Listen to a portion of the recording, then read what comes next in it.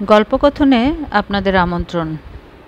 পড়ছি হুমায়ুন আহমেদের মৃন্ময়ী। আজ থাকছে চতুর্থ পর্ব।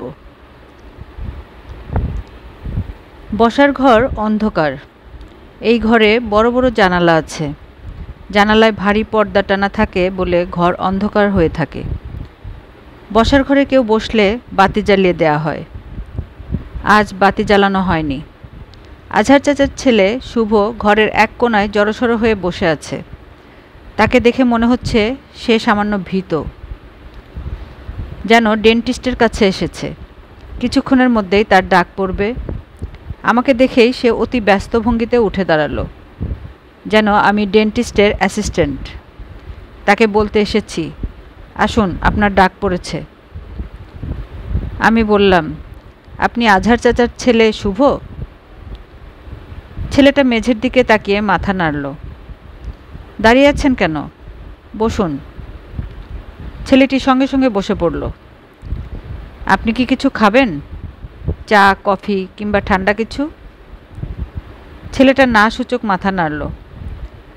আমি ঘরে ঢোকার পর থেকে সে একবারও আমার দিকে তাকায়নি, অথচ এই ছেলেই নাকি ছোটবেলায় আমাকে বিয়ে করার জন্য ব্যস্ত ছিল। আপনি একা একা বসে আছেন? আপনার খারাপ লাগছে না? না। আমি সামান্য চমকালাম। ছেলেটার গলার স্বর অস্বাভাবিক সুন্দর, বিষাদময়। প্রকৃতি কোনো মানুষকেই পুরোপুরি নিঃস্ব করে পাঠান না, কিছু না কিছু দিয়ে পাঠান। একে হয়তো অপূর্ব কণ্ঠস্বর দিয়ে পাঠিয়েছেন, কিংবা ছেলেটার কণ্ঠস্বর সুন্দর এটা আমার কল্পনাও হতে পারে। বেচারা একা একা অন্ধকারে চুপচাপ বসে আছে দেখে আমার মনে হয়তো তার সম্পর্কে এক ধরনের করুণা তৈরি হয়েছে। করুণার কারণেই মনে হচ্ছে ছেলেটার গলার স্বর সুন্দর। শুধু একটিমাত্র শব্দ না শুনে বলা যায় না কারো গলার স্বর সুন্দর না অসুন্দর। আমি নিশ্চিত হবার জন্য বললাম, আপনি মেঝের দিকে তাকিয়ে আছেন কেন? লজ্জা লাগছে? ছেলেটা হ্যাঁ সূচক মাথা নাড়ল। আমার নিজের উপরই রাগ লাগছে। আমি ঠিকমতো প্রশ্ন করতে পারছি না। এমনভাবে প্রশ্ন করছি যে সে কথা না বলেও জবাব দিতে পারছে। আমার প্রশ্নগুলো এমন হওয়া উচিত যেন উত্তর দিতে হলে কথা বলতে হয়। আপনি কি নিজের বাড়িতেও এরকম চুপচাপ একা বসে থাকেন? ছেলেটি আবার হ্যাঁ সূচক মাথা নাড়ল। আবারও ভুল প্রশ্ন করেছি। বসে বসে সময় কাটিয়ে দিচ্ছেন? হ্যাঁ সূচক মাথা নাড়া। আমি তো দেখি ভালোই বিপদে পড়েছি। যে প্রশ্নই করছি সে মাথা নেড়ে নেড়ে পার পেয়ে যাচ্ছে। আমি যে একের পর এক প্রশ্ন করে যাচ্ছি, আপনার কি খারাপ লাগছে? ছেলেটা না সূচক মাথা নাড়ল। আমি হতাশ হয়ে বললাম, কিছু মনে করবেন না। আমি যে প্রশ্নই করছি আপনি মাথা নেড়ে জবাব দিয়ে যাচ্ছেন। আমি আপনার গলার স্বর শুনতে চাচ্ছি। এইবার আমি যে প্রশ্ন করব তার জবাব দয়া করে কথা বলে দেবেন। লম্বা একটা সেন্টেন্স বলবেন। একটা লম্বা সেন্টেন্সের জবাব দিলে আমি আর আপনাকে প্রশ্ন করে বিরক্ত করব না। প্রশ্নটা হচ্ছে, আমি মার কাছে শুনেছি ছোটবেলায় আপনি নাকি আমাকে বিয়ে করার জন্য ব্যস্ত ছিলেন। সেই ঘটনা কি আপনার মনে আছে? ছেলেটি ছোট্ট নিঃশ্বাস ফেলে বলল, মনে আছে। তখন খুব বোকা ছিলাম, এখনও বোকা। যে বোকা সে কিন্তু বুঝতে পারে না যে সে বোকা। আমি বুঝতে পারি। আপনাকে কি কেউ এর আগে কেউ বলেছে যে আপনার গলার স্বর অস্বাভাবিক সুন্দর? হ্যাঁ, বলেছে। একজন মাওলানা সাহেব ছিলেন, আমাকে কেরাত শেখাতেন, উনি বলেছেন। আর কেউ বলেনি? আপনি বলেছেন। ও হ্যাঁ, আমি তো একটু আগেই বললাম। আচ্ছা, আমি যাই, আপনি আপনার মতো বসে থাকুন। রাত 11টার দিকে কাউসার স্যার টেলিফোন করলেন। খুব সহজ গলায় বললেন, মৃন্ময়ী ভালো আছো? আমি বললাম, জি স্যার, ভালো আছি। আমার টেলিফোন নাম্বার কোথায় পেলেন? জোগাড় করেছি। কিভাবে জোগাড় করেছি সেই ইতিহাস বলে সময় নষ্ট করার প্রয়োজন দেখছি না। তুমি সত্যি ভালো তো? জি ভালো। হঠাৎ করে চলে গেলে? আমি দুশ্চিন্তায় পড়ে গিয়েছিলাম। রাগ করেননি তো স্যার? আপনার কাছ থেকে বিদায় নিয়ে আসা উচিত ছিল। উচিত অনুচিত বিচার করে তো মানুষ সবসময় কাজ করতে পারে না। তোমার সেই মুহূর্তে চলে যেতে ইচ্ছা করেছে, তুমি চলে গিয়েছো, ভালো করেছো। আপনার কাছে তো টাকা ছিল না, ফুচকাওয়ালাকে কি বলেছেন? ওইটা কোনো সমস্যা হয়নি। যে ছেলেটি তোমাকে ফলো করে তার নাম কি? নাম জানি না। জিজ্ঞেস করনি? না, জিজ্ঞেস করিনি। ছেলেটা কে, কি করে? ঠিক জানি না। তার সঙ্গে তোমার কি কথা হয়েছে? স্যার, আমার বলতে ইচ্ছা করছে না। বলতে ইচ্ছা না করলে বলতে হবে না। তুমি কোনো সমস্যায় পড়লে আমাকে বলতে পারো। আমি খুব ভালো কাউন্সিলর। সব সমস্যার সমাধান আপনার কাছে আছে? সমস্যা থাকলে সমাধান তো থাকবেই। সমাধান আছে অথচ সমস্যা নেই, তা কি হয়? না, তা হয় না। তোমাদের ওদিকে কি বৃষ্টি হচ্ছে নাকি? আমি বৃষ্টির শব্দ শুনছি। বৃষ্টি হচ্ছে না। আমার একটা ঝড় বৃষ্টির সিডি আছে, ওই সিডিটা শুনছি। আমার মন যখন খুব ভালো থাকে তখন এই সিডি শুনি, আবার মন যখন খুব খারাপ থাকে তখনও এই সিডি শুনি। এখন তোমার মনের অবস্থা কি, খুব ভালো না খুব খারাপ? সেটা আপনাকে বলবো না। সহজভাবে কিছুক্ষণ কথা বলো প্লিজ। আমি সহজভাবেই কথা বলছি। তোমার সঙ্গে কিছুক্ষণ গল্প করতে ইচ্ছা করছে। গল্প করুন। কোন বিষয় নিয়ে তোমার গল্প করতে ভাল লাগে সেই বিষয়টা বলো। যে কোনো বিষয় নিয়ে গল্প করতে পারেন। পৃথিবীর সব বিষয় আপনি জানেন? গল্প চালিয়ে যাবার জন্য গভীর জ্ঞান লাগে না। যারা ভাষা জানে তারাই সুন্দর গল্প করতে পারে। জ্ঞানীরা ঝিম ধরে বসে থাকেন, তারা গল্প করতে পারেন না। আমি জ্ঞানী না, নিজের বিষয়ে কিছুটা জানি, এর বাইরে প্রায় কিছুই জানি না। জানি না বলেই ভালো গল্প করতে পারি। আমার কথা শুনে মনে হচ্ছে না আমি ভালো গল্প করি? হ্যাঁ, মনে হচ্ছে। তুমি কি আমার বিষয়ে কিছু জানতে চাও? না তো। জানতে চাইলে বলতে পারি। আমার বাবা মা ভাই বোন তারা কোথায় থাকে, তারা পড়াশোনা কোথায় করছে, জানতে চাও না? না। আমার নিজের থেকেই তোমাকে কিছু বলতে ইচ্ছা করছে। আমার এমন কিছু বিষয় আছে যা শুনলে তুমি চমকে উঠবে। মানুষকে আপনি খুব চমকাতে পছন্দ করেন, তাই না? তা করি, তবে আমার নিজের সম্পর্কে জেনে তুমি যে চমকটা খাবে সেটা রিয়েল। বাকিগুলো ফেব্রিকেটেড চমক, কষ্ট করে তৈরি করা। চমকে দেব?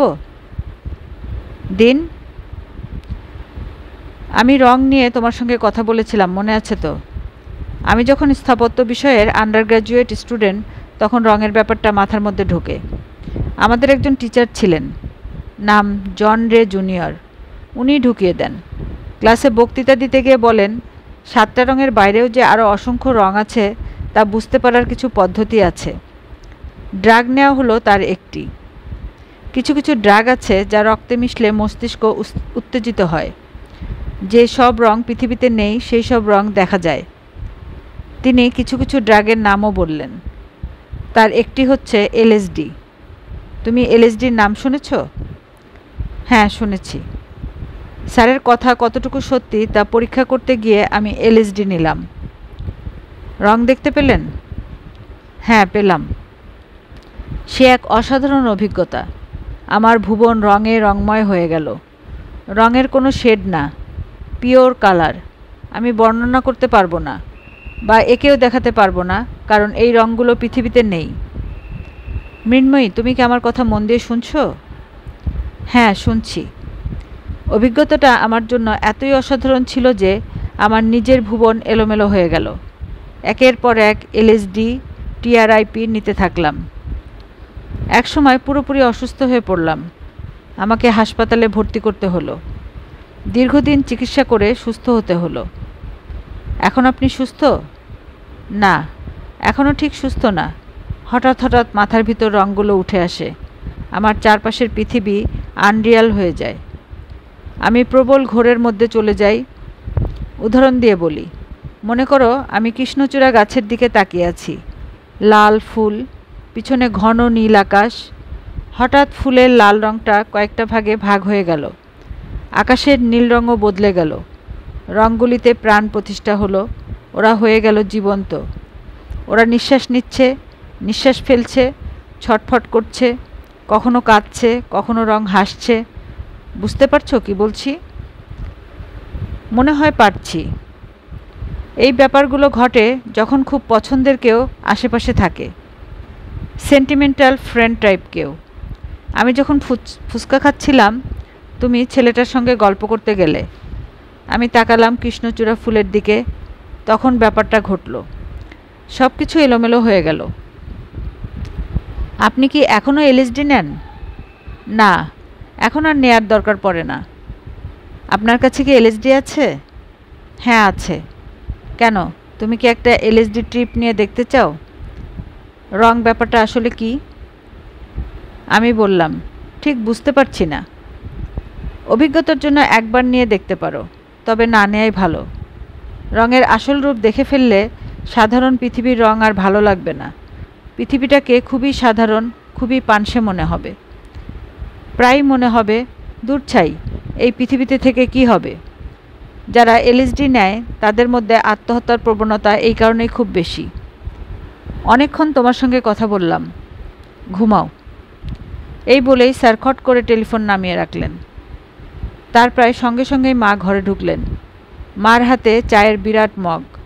রাতে ঘুমোতে যাবার আগে তিনি প্রায় 1 বালতি গ্রিন টি খান। তার ডায়েটিশিয়ান বান্ধবী তাকে বলেছেন ঘুমোতে যাবার আগে প্রচুর গ্রিন টি খেতে। গ্রিন টিতে আছে অ্যান্টিঅক্সিডেন্ট এবং ন্যাচারাল ভিটামিন ই। মা হাসি মুখে খাটে বসতে বসতে বললেন, তোর কি শুভর সঙ্গে দেখা হয়েছে? আমি কোনো জবাব দিলাম না। মা বললেন, আমার দেখা হয়েছে, আমি কথা বলেছি। আমাকে দেখে ঝাঁপ দিয়ে এসে কদমবুসি করে ফেলল। আমি বললাম, কেমন আছো? সে অন্যদিকে তাকিয়ে বলল, ভালো। তারপর বেশ কিছু সময় ছিলাম, অনেক কথা বলেছি।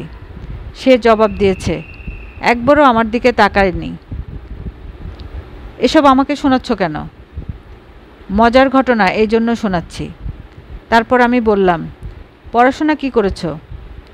সে বলল, বিএ পরীক্ষা দিয়েছি, পাশ করতে পারবো না। আমি বললাম, এই প্রথমবার দিলে? সে বলল, জি না, আগেও 2 বার দিয়েছি। মা শরীর দুলিয়ে হাসতে লাগলেন। আমি বললাম, হাসির কিছু হয়নি মা, সে সত্যি কথা বলেছে, লুকায়নি। কেউ সত্যি কথা বললে তাকে নিয়ে হাসাহাসি করা যায় না। মা চোখ বড় বড় করে বললেন, তুই রেগে যাচ্ছিস কেন?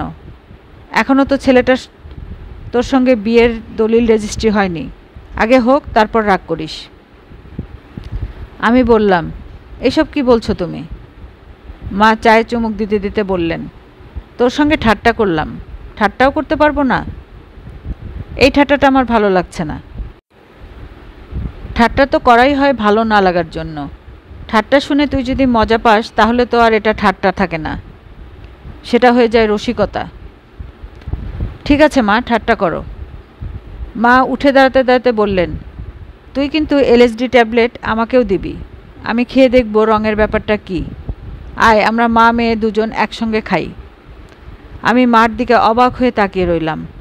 মা বললেন, টেলিফোনের প্যারালেল কানেকশন তো? তুই যখন কারো সঙ্গে কথা বলিস তখন মাঝে মাঝে আমি শুনি। যেন টেলিফোনে লুকিয়ে কথা শোনা কোনো ব্যাপার না, এমন ভঙ্গিতে মা ঘর থেকে বের হয়ে গেলেন। প্রায় সঙ্গে সঙ্গেই ঘরে ঢুকলেন। তোকে তো আসল কথাই বলা হয়নি, নকল কথা নিয়ে ছুটোছুটি করছি।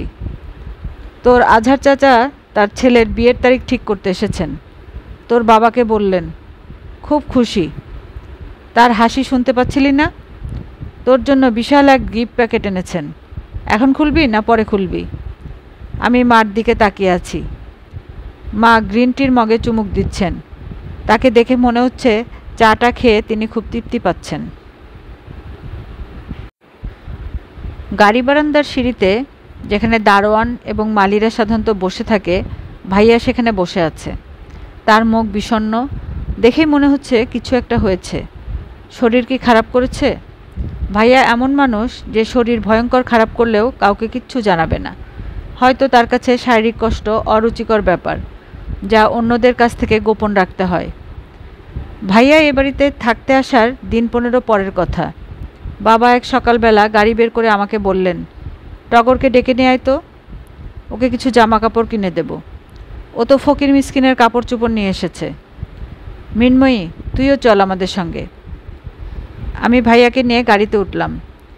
ড্রাইভার ঘটাং করে গাড়ির দরজা বন্ধ করল। ভাইয়া গাড়ির দরজায় হাত রেখেছিল, তার হাতের 3টে আঙ্গুল থেতলে গেল। সে অস্পষ্ট গলায় শুধু বলল, উফ। বাবা বিরক্ত হয়ে বললেন, কি হয়েছে? ভাইয়া বলল, কিছুই হয় নাই। বাবা বললেন, দরজায় হাত রেখে বসেছিলে কেন? গাড়িতে চড়ারও কিছু নিয়মকানুন আছে, লাফ দিয়ে গাড়িতে উঠে পড়লে হয় না। ব্যথা পেয়েছ? ভাইয়া চাপা গলায় বলল, না। বাবা বললেন, ড্রাইভার চালাও, বনানী মার্কেটের দিকে যাও। আমি বললাম, না, আগে কোনো ডাক্তারের কাছে চলো। ভাইয়া খুবই ব্যথা পেয়েছে, রক্ত পড়ছে, রক্তে তার শার্ট মাখামাখি হয়ে গেছে। আমরা একটা ক্লিনিকে গেলাম।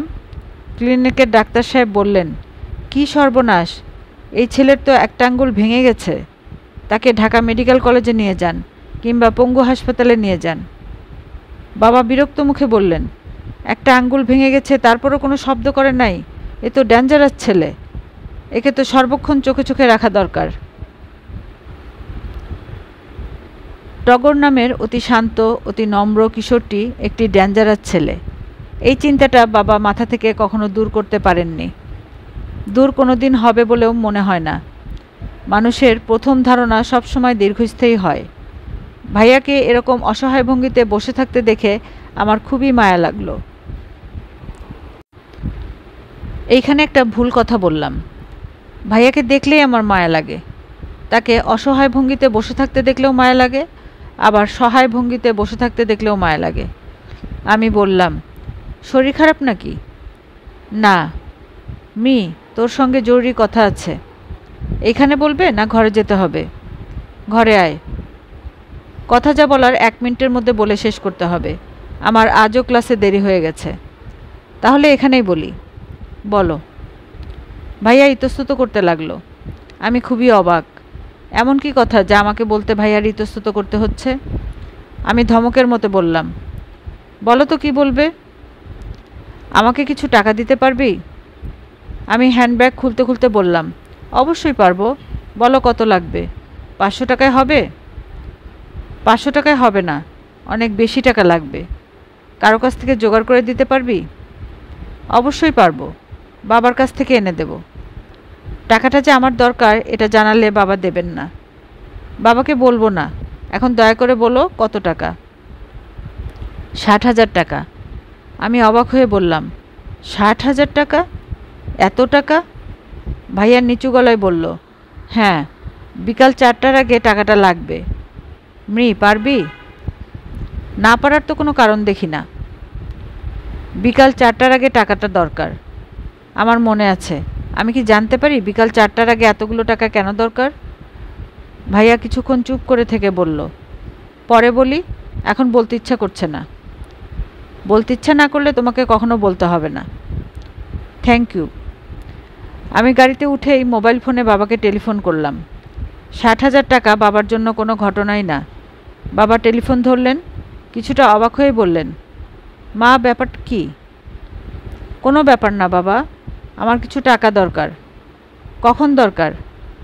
আমি ইউনিভার্সিটি থেকে ফিরব 1টার সময়, তখনই দরকার। তুমি কাউকে দিয়ে বাড়িতে পাঠিয়ে দিও।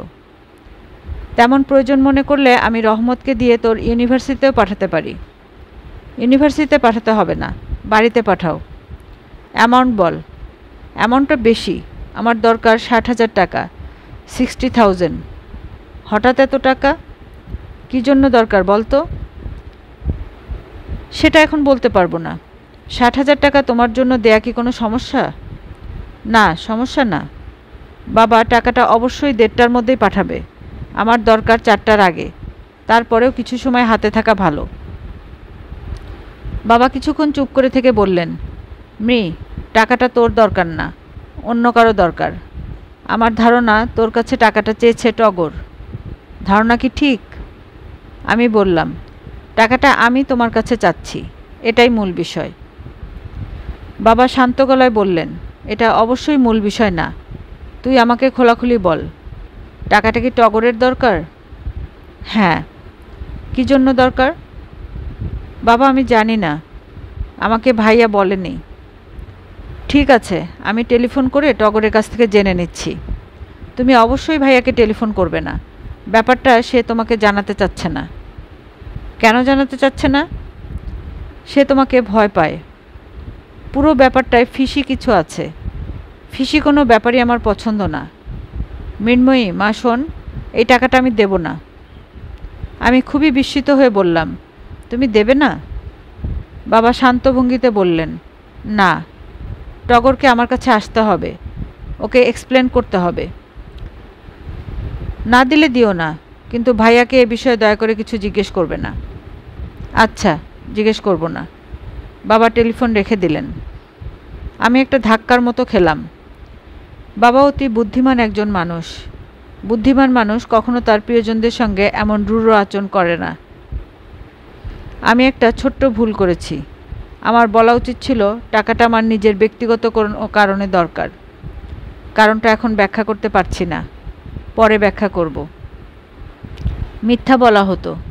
আমি নিজে মিথ্যা বলার জন্য নিজের কাছে ছোট হয়ে থাকতাম, কিন্তু বেচারা ভাইয়া উদ্ধার পেত। সে নিশ্চয়ই বড় ধরনের কোনো সমস্যায় পড়েছে। মোবাইল ফোন বাজছে। বাবা টেলিফোন করেছেন। ফোন সেটে তার নাম্বার ভাসছে। প্রচণ্ড রাগ লাগছে। টেলিফোন ধরতে ইচ্ছা করছে না। এই অভদ্রতাটা করা কি ঠিক হবে? হয়তো বাবা টেলিফোন করেছেন সরি বলার জন্য, হয়তো তিনি মত বদলেছেন, রহমত চাচাকে টাকা দিয়ে পাঠাচ্ছেন। মানুষের ভিতর সবসময় জোয়ার ভাটার খেলা চলে। এই রাগ, এই ভালোবাসা, এই মেঘ, এই রৌদ্র। মৃন্ময়ী। হ্যাঁ বাবা। তুই কি এখনো পথে? হ্যাঁ, জামে আটকে পড়েছি। ক্লাসের দেরি হয়ে গেল না? রোজই হচ্ছে। তুমি কি বলার জন্য টেলিফোন করেছো সেটা বলে ফেলো। মৃন্ময়ী শোন, তুই মনে হয় আমার উপর রাগ করেছিস। পুরো ব্যাপারটা তোকে ঠান্ডা মাথায় দেখতে হবে। বাবা, আমার মাথা এখন মোটেই ঠান্ডা না। কাজেই ঠান্ডা মাথায় আমি কিছুই চিন্তা করতে পারছি না। পরে তোমার সঙ্গে এ নিয়ে আলোচনা করি। আলোচনার কিছু নেই। আমার যা বলার আমি এখনই বলে শেষ করব। আমার ধারণা, আমার কথা শোনার পর কথার পিছনের লজিক তুই ধরতে পারবি। জগৎটা আবেগের না মা, জগৎটা লজিকের। পৃথিবী যে সূর্যের চারদিকে ঘুরছে, কোনো আবেগে ঘুরছে না, লজিকে ঘুরছে। এই লজিক সৃষ্টির পিছনে কিন্তু কাজ করছে আবেগ। সেটা তো আমরা জানি না, লজিকটা আমরা জানি। যা জানি কথা হবে তার ভিত্তিতে। বেশ, বলো তোমার লজিক। বাবা শান্ত গলায় বললেন, টগর হলো এমন এক ছেলে যার কিছুই করার ক্ষমতা নেই। ডিগ্রি পরীক্ষা 2 বার দিয়েছে, এই তার যোগ্যতা। প্রতি মাসে আমার কাছ থেকে যে টাকাটা হাত খরচ হিসাবে পায়, এটাই তার বর্তমানের রোজগার এবং হয়তোবা ভবিষ্যতের রোজগার। এই পর্যন্ত যা বলেছি ঠিক আছে? হ্যাঁ, ঠিক আছে। তার কিছু বন্ধুবান্ধব আছে যারা ছায়া জগতের বাসিন্দা। 2-1 জনের পিছনে পুলিশ ঘুরছে। যা বলছি ঠিক আছে মা? হ্যাঁ, ঠিক আছে। এখন টগর নামের অপদার্থ ছেলেটার হঠাৎ 60,000 টাকার দরকার পড়ে গেল। বাবা হিসেবে আমি প্রথম যে চিন্তাটা করব তা হলো সে বড় কোনো ঝামেলায় জড়িয়েছে।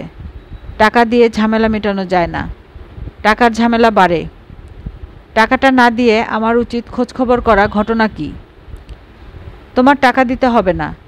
তোমার প্রতি আমার একটাই অনুরোধ, তুমি এই নিয়ে কোনো খোঁজখবর করবে না, ভাইয়াকে কিছু জিজ্ঞেস করবে না।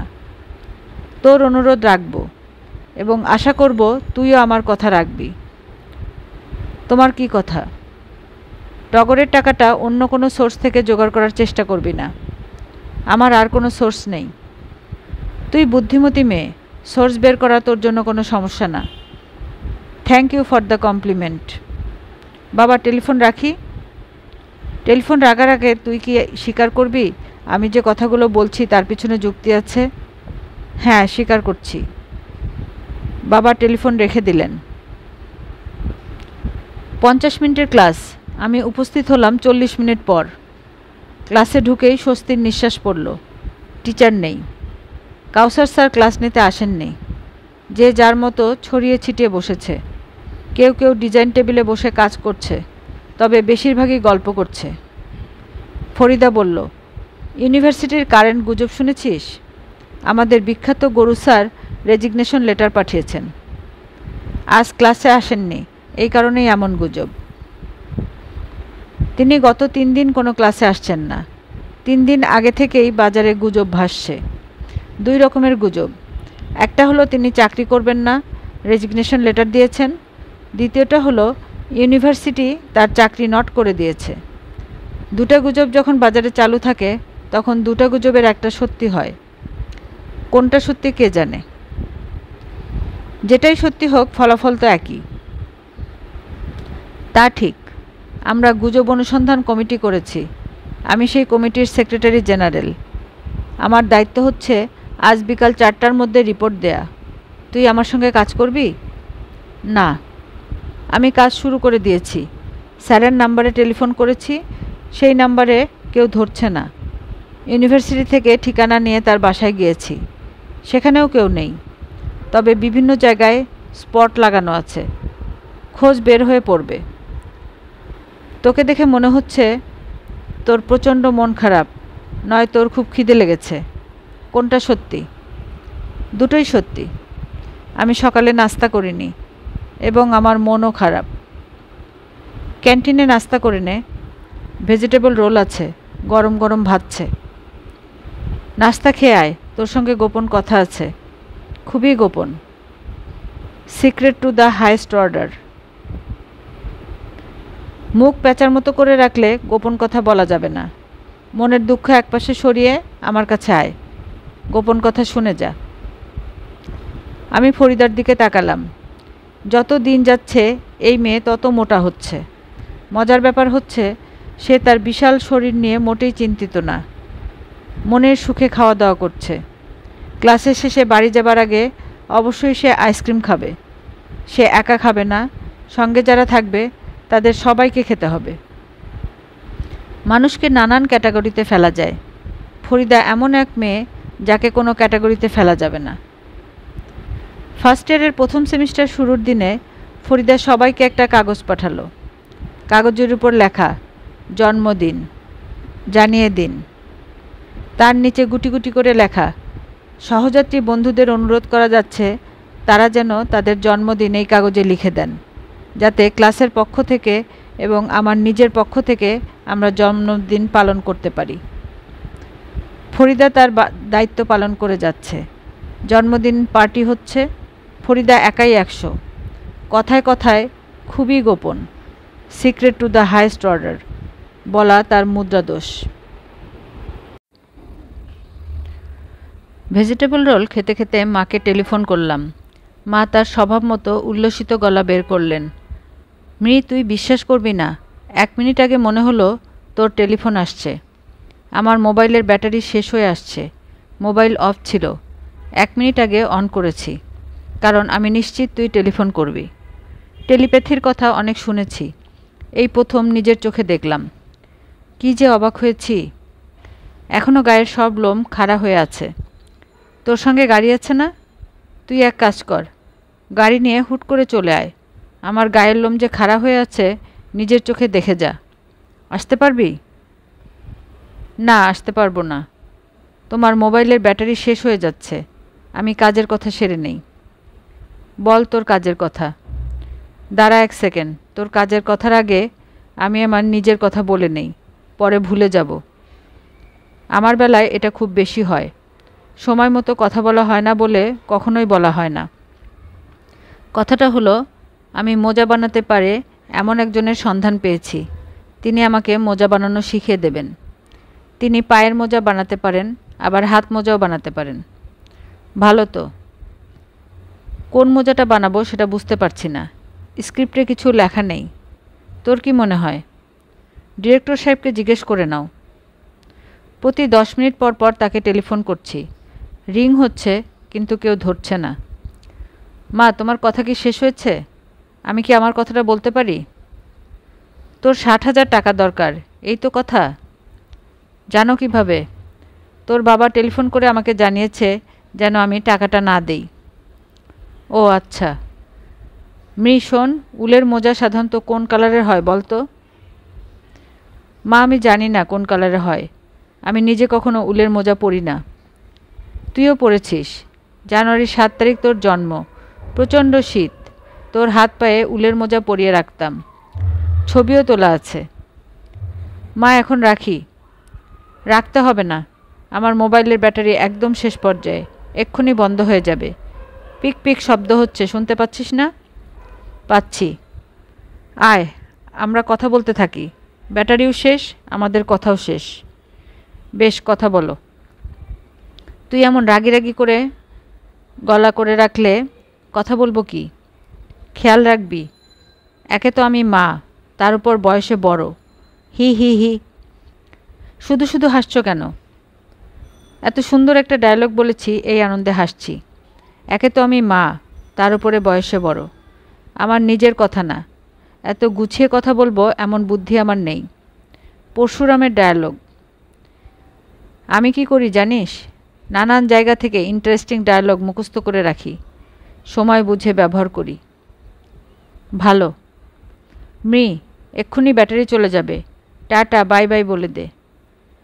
মা শোনো, আহ্লাদি করতে একটুও ইচ্ছা হচ্ছে না।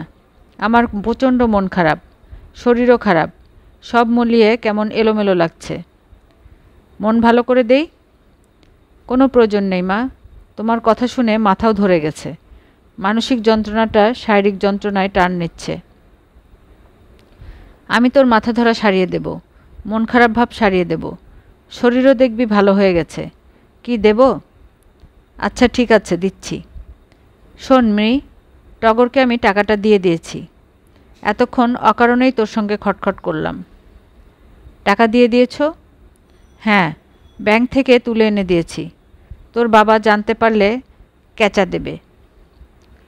থ্যাংক ইউ মা। একটা চিৎকার দিতে ইচ্ছে করছে, চিৎকার দিতে পারলাম না, কারণ মার মোবাইলে ব্যাটারি শেষ হয়ে মোবাইল অফ হয়ে গেছে। আমার মাথা ধরা নেই, মন খারাপ ভাব পুরোপুরি দূর হয়েছে, শরীর ঝরঝরে লাগছে। মা যেমন ছেলে মানুষই করে, আমারও সেরকম কিছু করতে ইচ্ছা করছে, বৃষ্টিতে ভেজা টাইপ কিছু।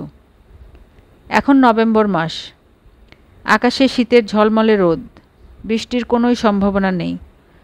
এমন কোনো দিন সত্যি কি আসবে যখন প্রকৃতি পুরোপুরি মানুষের মুঠোর মধ্যে চলে আসবে? আমার বৃষ্টিতে ভিজতে ইচ্ছে করছে।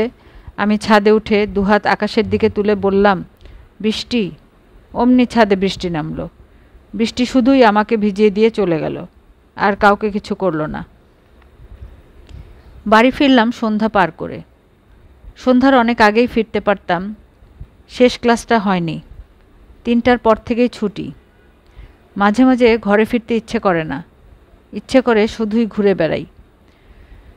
প্রাণীজগতের ভিতর একমাত্র মানুষই হয়তো এমন প্রাণী যার হঠাৎ হঠাৎ ঘরে ফিরতে ইচ্ছে করে না। পাখিদের সম্বন্ধে পুরোপুরি না জেনেই হয়তো জীবনানন্দ দাশ লিখেছেন, সব পাখি ঘরে ফেরে, পাখিদের কেউ কেউ হয়তো কখনোই ফেরে না। ঢাকা শহর এমন একটা শহর যে ঘরে না ফিরেও কোথাও যাবার জায়গা নেই। একজন মেয়ের পক্ষে একাকী কোথাও যাওয়া তো অসম্ভব ব্যাপার। একটি সাধারণ কফি শপে কফি খেতে যাওয়া যাবে না। কফি শপের মালিক, কর্মচারী, কাস্টমাররা বারবার তীক্ষ্ণ চোখে দেখবে। তাদের চোখে প্রশ্ন, এই মেয়ে একা কেন? আমার এমন অভিজ্ঞতা অনেকবার হয়েছে। মেয়েদের একা ঘোরার জায়গা একটাই, শাড়ি গয়নার দোকান। যেন তাদের জীবনটাই শাড়ি এবং গয়নার গোলকধাঁধায় আটকে আছে। মেয়েরা অন্য কোনো গোলকধাঁধায় ঘুরতে পারবে না, এই গোলকধাঁধায় ঘুরতে পারবে। আমার যখন একা একা ঘুরতে ইচ্ছা করে, গাড়ি নিয়ে শালবনের দিকে চলে যাই। শালবন শব্দটা মনে হলেই আমাদের চোখে ভাসে নিবিড় বন, মাঝখান দিয়ে রাস্তা এঁকে বেঁকে চলে গেছে, অতি নির্জন রাস্তা। বাতাসে শালবনের পাতা কেঁপে মোটামুটি ভয় ধরে যায় এমন শব্দ হচ্ছে, আবার থেমে যাচ্ছে, যে শব্দের সঙ্গে সমুদ্র গর্জনের কিছু মিল আছে। বাংলাদেশের শালবন সেরকম না। বেশিরভাগ গাছ কাটা হয়ে গেছে, বনের ফাঁক ফোকরে ধানি জমি, বাড়িঘর, হাঁস মুরগি পালা হচ্ছে, এমনকি ইন্ডাস্ট্রি পর্যন্ত হয়ে গেছে।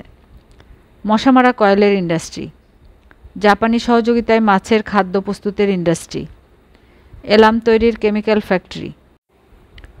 শালবনের ভিতর দিয়ে যে হাইওয়ে গিয়েছে সেখানে হেন যানবাহন নেই যা চলছে না। মহিষের গাড়ি থেকে শুরু করে কন্টেইনার আনা নেওয়া করে দৈত্য ট্রাক সবই আছে। এক মুহূর্তের জন্য রাস্তা ফাঁকা না। তারপরেও বনের ভিতর যেতে আমার ভালো লাগে। হাইওয়ের একপাশে গাড়ি রেখে হুট করে বনে ঢুকে পড়া। খুব ভিতরে ঢুকতে সাহস হয় না, তারপরেও অনেকখানি ভিতরে চলে যাই। হাইওয়ে দিয়ে গাড়ি চলাচলের শব্দ শোনা না যাওয়া পর্যন্ত এগুতে থাকি। একসময় ভয় লাগতে শুরু করে, অচেনা জায়গার ভয়, বনের ভিতর লুকিয়ে থাকা ডাকাতের ভয়, নির্জনতার ভয়। তখন সামান্য সময়ের জন্য হলেও নিজের মধ্যে এক ধরনের ঘোর তৈরি হয়। সেই সময় অদ্ভুত সব কাণ্ড করতে ইচ্ছা করে। ড্রাইভার রহমত আমার এই স্বভাবের কথা জানে। তাকে যখনই বলি শালবনের কাছে নিয়ে চলো, সে আতঙ্কগ্রস্ত হয়ে পড়ে। মুখ শুকিয়ে কেমন ছাতা মারা হয়ে যায়। আমার ধারণা রাতে সে সবসময় দুঃস্বপ্ন দেখে, তার বেশিরভাগই শালবন সম্পর্কিত। সে গাড়ি নিয়ে শালবনের ভিতরে ঢুকছে, আমি গাড়ি থেকে নেমে বনের ভিতর চলে যাচ্ছি। হঠাৎ আর্তনাদ। কয়েকজন মুখোশ পরা ডাকাত আমাকে ধরে নিয়ে যাচ্ছে। আমি বাঁচাও বাঁচাও করে চিৎকার করছি। ঘুমের এই পর্যায়ে রহমতের ঘুম ভেঙে যায়। সে বিড়বিড় করে তার স্ত্রীকে বলে, পানি খাও, আজ আবার দুঃস্বপ্ন দেখেছি। সন্ধ্যাবেলা ভাইয়ার ঘরে বাতি জ্বলছে। এটা খুবই অদ্ভুত ঘটনা। সন্ধ্যাবেলা সে ঘরেই থাকে না, আর যদি থাকে তার ঘরে বাতি জ্বলে না। ভাইয়া বিছানায় শুয়েছিল। আমি ঘরে ঢুকতেই সে ধড়মড় করে উঠে বসে বলল, টাকা এনেছিস? আমি অবাক হয়ে বললাম, টাকা পাওনি? ভাইয়া বলল, তুই না দিলে পাবো কোথায়? আর কাউকে তো টাকার কথা বলিনি। টাকা জোগাড় হয়নি? আমি বললাম, না। ভাইয়া বিড়বিড় করে বলল, বিরাট ঝামেলায় পড়ে গেলাম রে। কী ঝামেলা? ভাইয়া জবাব দিল না, আবার বিছানায় শুয়ে পড়ল। ক্ষীণ গলায় বলল, মৃ, বাতিটা নিভিয়ে দিয়ে যা। মার সঙ্গে কি তোমার দেখা হয়েছে? হ্যাঁ হয়েছে। মা কিছু বলেছে?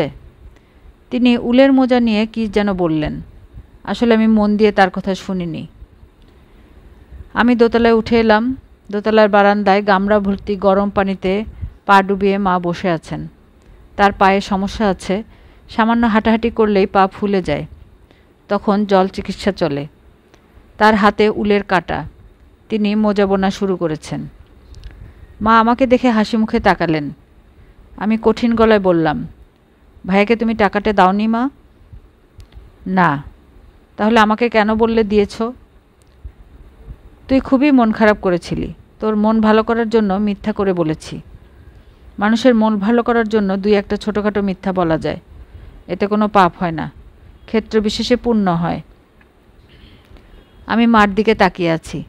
তিনি খুব স্বাভাবিক ভঙ্গিতে মুজো বুনে যাচ্ছেন। কাজটায় অতি অল্প সময়ে তিনি দক্ষতা অর্জন করেছেন, এটা বোঝা যাচ্ছে। তিনি আমার দিকে তাকিয়ে হাসি মুখে বললেন, ভালো হচ্ছে না?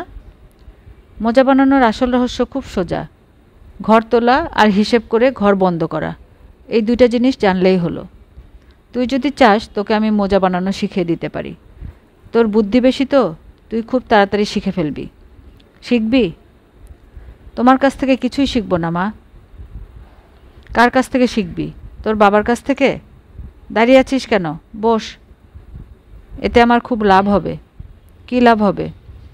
নাটকে আমার সিকোয়েন্সটা হচ্ছে, আমি শূন্য দৃষ্টিতে ঘরের দেয়ালের দিকে তাকিয়ে থেকে উল বুনব। তুই যদি আমার সামনে বসিস তাহলে আমি তোর দিকে তাকিয়ে উল বুনব। এতে প্র্যাকটিসটা হবে। আমি মার সামনে মোড়ায় বসলাম। মা মাথা নিচু করে অস্পষ্টভাবে হাসলেন। আমি তার দিকে তাকিয়ে আছি। অত্যন্ত রূপবতী একজন মহিলা, বয়সের কোনো ছাপ যার চেহারায় নেই। শুধু বয়স কেন, কোনো কিছুর ছাপই তার চেহারায় নেই। দুঃখের ছাপ নেই, শোকের ছাপ নেই, আনন্দের ছাপ নেই। মৃন্ময়ী, তোর বাবার সঙ্গে কি তোর দেখা হয়েছে? না, সে ঘরে আছে, মেজাজ খুবই খারাপ। কেন? তোর বাবা তো বলবে না কেন তার মেজাজ খারাপ, তবে আমি অনুমান করতে পারি। দড়ি টানাটানি খেলা হঠাৎ শুরু হয়েছে। তোর বাবা সবসময় ভেবেছে তার শক্তি ভালো, দড়ি টানাটানি শুরু করলে সে অনায়াসে জিতবে। এখন বুঝতে পারছে জেতা দূরের কথা, তার ফেল নিয়েই টানাটানি। কি বলতে চাচ্ছ পরিষ্কার করে বলো তো মা? ফেল নিয়ে টানাটানির ব্যাপারটা আগে বলি। এক ছেলে ক্লাস 4-এর ছাত্র, পরীক্ষার রেজাল্ট আউট হয়েছে। রেজাল্ট এতই খারাপ হয়েছে যে হেডমাস্টার সাহেব বলেছেন এই ছেলেকে ক্লাস 4-এ রাখার দরকার নেই, এক ক্লাস নিচে নামিয়ে দিন। ছেলের বাবা ছেলেকে জিজ্ঞেস করেছেন, কী রে বাবা, পাশ করেছিস? ছেলে বিরক্ত হয়ে বলল, রাখো তোমার পাশ, আমার ফেল নিয়েই টানাটানি। মা, তুমি কি বলতে চাচ্ছ পরিষ্কার করে বলো। গল্পগুলি বাদ দাও, দড়ি টানটানির ব্যাপারটা কি? তোর বাবা এবং আজহার সাহেব এই দুজনের মধ্যে দড়ি টানটানি হচ্ছে। অনেক দিন থেকেই হালকাভাবে হচ্ছিল, এখন প্রবল টানাটানি আরম্ভ হয়েছে। তোর বাবার অবস্থা কাহিল। আজহার সাহেব বলতে গেলে তাকে টেনে নিয়ে যাচ্ছেন। তোর বাবা মাটিতে পা রাখতেই পারছেন না। দড়ি কি টানবে? হি হি হি। হাসি বন্ধ করো মা। তুই না বললেও হাসি বন্ধ করতাম। হাসতে গিয়ে আমার উলবোনায় গণ্ডগোল হয়ে গেছে। 2টা ঘর ফেলে দিয়েছি। কি সর্বনাশ! 2টা ঘর ফেলে দিয়েছ, তোমার বিরাট সর্বনাশ হয়ে গেছে, তাই না মা? জগৎ সংসার আউলে গেছে। ছোট মানুষের ছোট জগৎ ছোট ব্যাপারেই আউলে যায়। মোজার 2টা ঘর ফেললে কারোর জগৎ আওলায়? আবার কেউ কেউ আছে কোনো কিছুতেই জগৎ আওলায় না। মার বকবকানিতে শুনতে ইচ্ছে করছে না। আমি উঠতে যাচ্ছি, মা হাত বাড়িয়ে আমাকে ধরে ফেললেন। চাপা গলায় বললেন, তোর বাবা শেষ পর্যন্ত কবরের জায়গা কিনেছে। আজহার সাহেবের হাত থেকে তোর বাবা বের হয়ে যাবে এটা অসম্ভব। তোর বাবা জানে না, আমি জানি। বাবা কবরের জায়গা কিনেছেন? হ্যাঁ। সত্যি কথা বলছো মা? মা জবাব দিলেন না। তিনি মোজার ফেলে যাওয়া 2টা ঘর খুঁজে পেয়েছেন।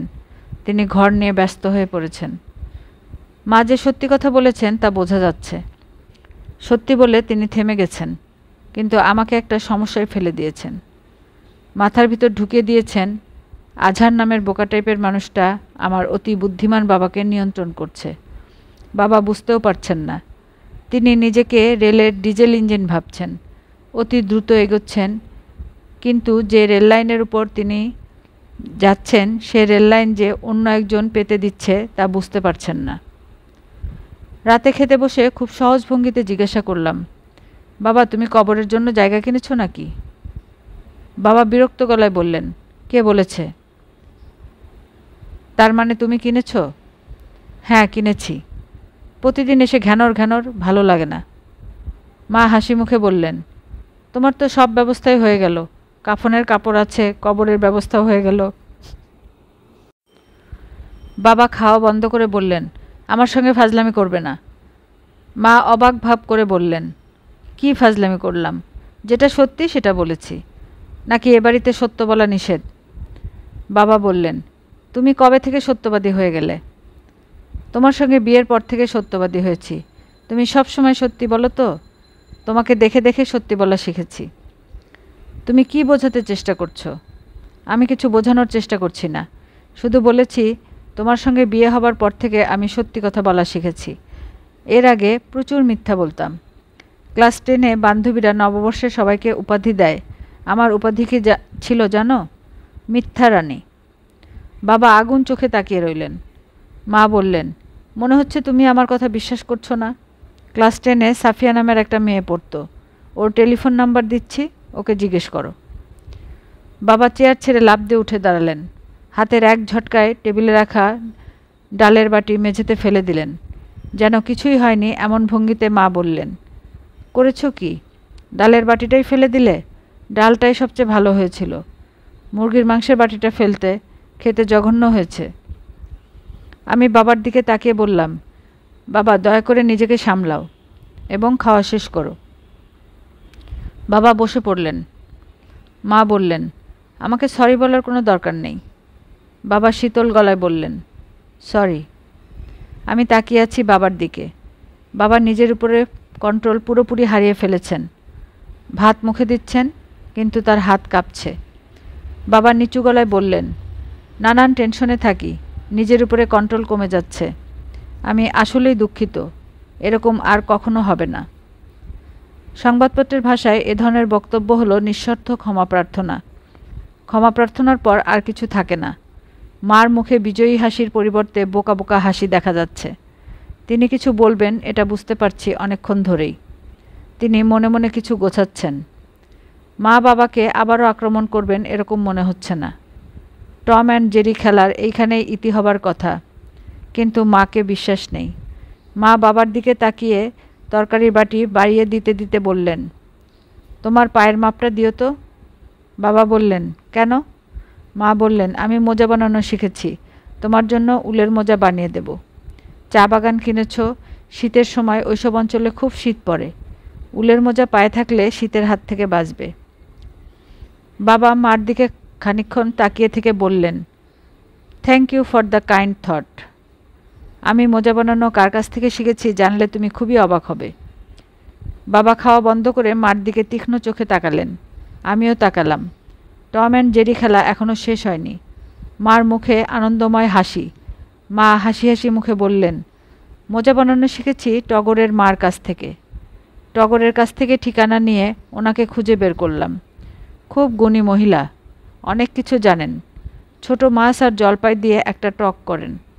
তুমি নাকি সেই টক খেতে খুব শখ করে খেতে।